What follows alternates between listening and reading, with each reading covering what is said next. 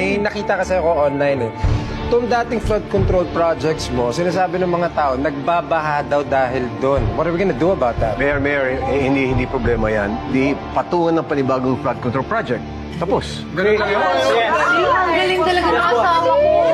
Di ba? Patong-patong na project, patong-patong na budget, paldong-paldo. Paldong-paldo tayo dyan. Diba? Teka muna, hindi kaya makahalata ang mga tao dahil ilang beses tayo nagpagawa ng flood control sa isang lugar? Hindi. Kahit 10 pang ipagawa natin dyan, pwede yan. Dahil sa mata ng mga tao, nagbabagong panahon.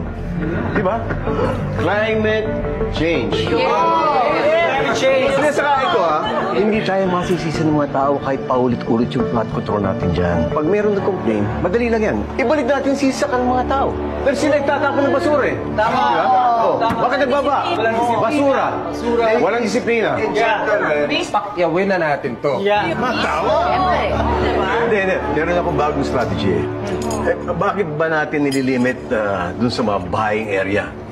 Ba't hindi tayo magpatayo din dun sa mga hindi binabaha? Bakit nga, boss? Kapag umulan ng matindi at hindi binaha yung project natin, edi sa mata ng tao, effective yung project. Ay, galing Engineer, ano bang mga lugar yung matataas ang elevation?